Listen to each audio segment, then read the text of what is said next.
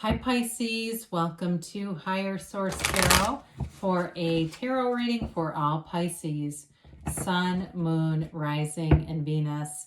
Thank you to all of you for supporting the channel in all the ways that you do. I can't do this without you. I've got to have energy to work with, and I love working with you. Tarot is a part of my identity at this point. It's part of who I am, and I won't stop. I'm going to continue with this as long as I'm here in this physical reality. And if you are new to the channel, welcome to you. I post new readings every Monday and then again on Friday. So if a reading doesn't resonate, come back in a couple of days. Or you can check other parts of your chart. It's really all about lining up. You're attracting the energy. You're attracting the reading. On Mondays, I do a different format every week. So that may be something too. And if you like tarot and you like the channel, I would love to invite you to subscribe to Higher Source Tarot. If I ever decide that I have time, or I ever do have time is a better way to say that. It's not a decision, it's having it. To do personal readings, I'll make an announcement about that. Don't have the time right now. All right, what advice do you have for Pisces? Sun, Moon, Rising, and Venus. What does Pisces need to know, please? Okay.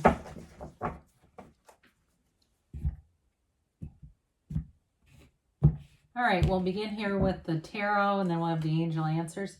You have Temperance, the Eight of Pentacles, the Knight of Swords, the Tower. That's interesting. You've got the Strength card here, the Hermit. A lot of major arcana showing up. Wow, this is really cool. That's, oh my God, it's 9-10. I know. That's really cool. Okay, and the Seven of Pentacles. This is you've got a powerful energy, a shift here. You know, especially when I saw that Wheel of Fortune show up after the Hermit. That's a big deal. You don't, oh my God, I'm sorry, I completely missed it. You've got 8, 9, 10. I mean, this does not happen. I got so hung up on that, I don't know how I didn't see it. But these are 3 major arcana. I mean, talk about something revolutionizing your life. This is like this alchemical journey of ascension. I mean, it really is crazy to see this. So, I mean, if you're not big into knowing the cards, you're probably like, why is she getting so excited? But I have not seen something like this in a reading on here before. So very rare occurrence here. All right, let's get going here. You've got major stuff happening. With the Temperance card, you are in an energy of being in flow. Okay, it's going with the flow. It's, for some of you, it may be a new beginning on something, but it's going to be a really fortunate turn of events. And especially too, if you've had something that ended in the past, and we'll talk about that, it's like they're telling you to let go of it because there's something better. You have a desire here, a deep desire that's being drawn into you. So with the Archangel Michael here, his head is illuminated in part because you're divinely guided, but it's also like your perspective, your thinking here is changing, and it's that illumination where your thoughts become things. You have this, there's magic in these cards. There's magic in our beings and our awareness. And so with the Temperance card, it is bringing people together. And so you've got something here, a connection with your heart's desires coming in. Now, for some of you, you've got nice aspects with money. So if you've lost a job, the better one is here. If it's a relationship that has ended and you've been working on yourself, you've invested in yourself, you've done it all, you've been on this track, and here's where it starts to make sense. So the Eight of Pentacles offers that laser focus. Some of you, it's working on the money, and you're saying, look, I'm not going to worry about love. I'm just going to do all the things I've heard to do. I'm going to work on my physical body. I'm going to feel really good about who I am. And I'm just going to keep going. And you keep going, and guess what? The payoff comes in. For some of you too, though, your focus with this, your point of attraction is manifesting. You're manifesting things around you. So it may seem like some of those material things are coming easier. You know, it's like you have more access to, if it's stuff around your house, making improvements. For somebody here, if you've done like some rental properties, for somebody here, I feel like you might be selling one of them, and that's going to be lucrative if you're already in the mix. Now, don't go out and and start a real estate thing if you haven't already, okay? Or if it wasn't a thought before this, because we don't necessarily want, to have the tarot dictating, but I do get that it feels like somebody's already in progress, and it's going to be, there's a payoff with that.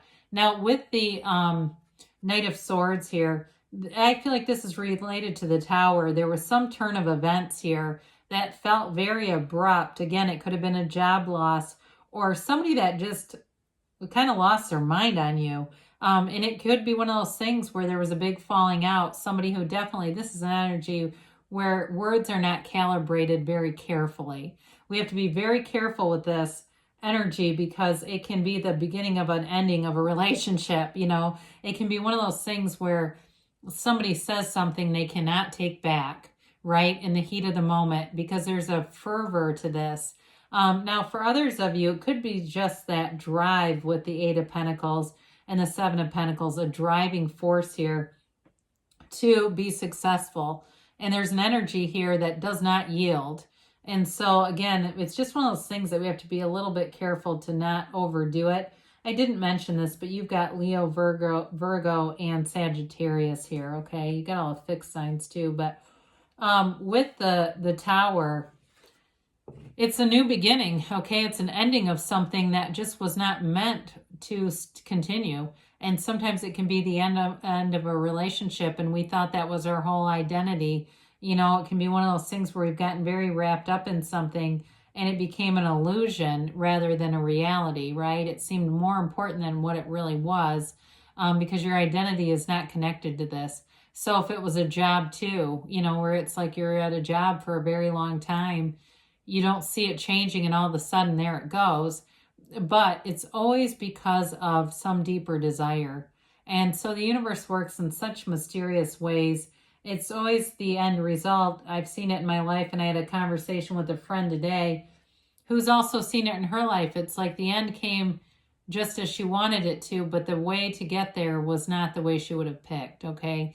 So with this, I always say it's let go or be dragged, because you've put forth a powerful energy of change. There's a change agent that starts with you. The change agent is you. And so with that, the ball is already in motion. Now, again, it always brings in something better. So here we go with the Strength card. It is that card of having a conquering spirit. I do like to see it right after the Tower, because it's like you make your biggest comeback yet in this energy. It's an energy of confidence, of security, but also with compassion. And part of why that's important is if something happened, dramatic happened, it allows you the capacity to let it go in love. There's no resentment here. There's no hostility. She's not beating the lion into submission. She's doing it with that gentle kindness, right? The lion submits because the lion loves her. And so for some of you in a relationship too, it's all about bringing in that balance of compassion and working together, understanding one another. Much like Temperance, it's such a soft, both of them are very soft energies. And so with this, it's all about, in your life here, bringing in that energy of love wherever you go. So you may find that you have people around you, it just seems like it's just easier. Things are just easier.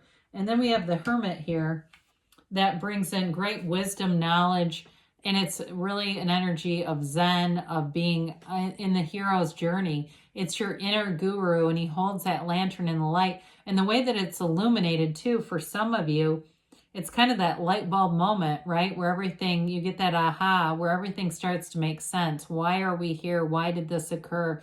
No longer is really that important because you already know. So with the Hermit in a relationship too, there's depth. It's a relationship of sort of that strong silent type. It's the energy of knowing, of feeling fulfilled without having to have a lot of like external feedback. It's really being on the right path and being in a place where you keep moving forward. There's no standing still necessarily here, but it's moving forward in a way, like I said, of knowledge and knowing. And so it can be a mentor too for some of you if it's a job situation, but it's someone who's very important in your life. It's somebody who gives great direction, advice from a place of experience, but not arrogance. Okay, there's a quiet humility with this, and there's nothing better than that. So with the Wheel of Fortune, this is not called the Wheel of Misfortune or the Wheel of Challenging Events. It is fortunate events coming forward. And it's such a beautiful transcendence, you know, when you go from the 8, 9, 10 here.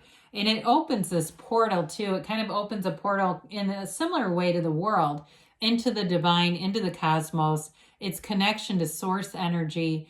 And it's a turn of events that really moves your life forward. So where the Tower can bring in some calamities, the Wheel of Fortune gives you that momentum that makes you feel invincible. It makes you feel like you are in sync with the universe and anything can be yours. It's very high vibrational energy. And so it's an interesting thing too, because the Sphinx that sits on the top of the wheel is unaffected by the spinning of the wheel, right? And it's again, kind of like strength, where you are, and even Temperance too. I mean, he puts his foot on that solid rock, right? You're not affected by other people's conditions. You just keep attracting positive things because that's who you are.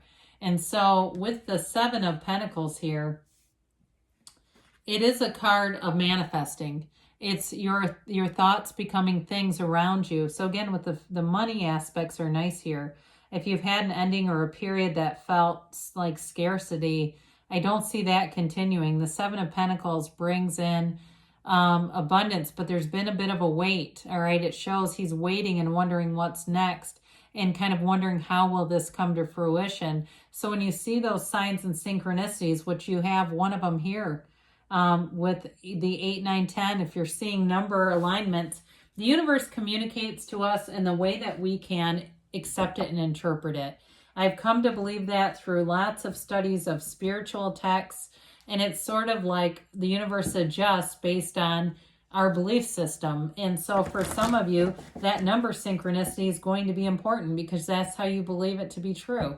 Or songs, or certain phrases, or, you know, can be, you know, even that, you know, that thing where you think about somebody and all of a sudden they're calling you and you go, oh my gosh, I knew that was going to happen. It was some kind of an energy alignment, right?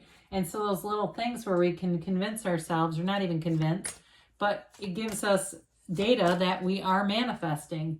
So let's see here. You've got be assertive. So things are definitely moving forward. You've got helpful people here. We talked a little bit about that with the Hermit energy and compromise.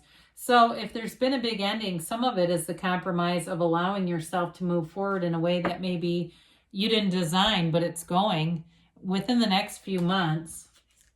And you've got a yes. So good things are on the way for you, Pisces. I love you, and I'll be back again soon.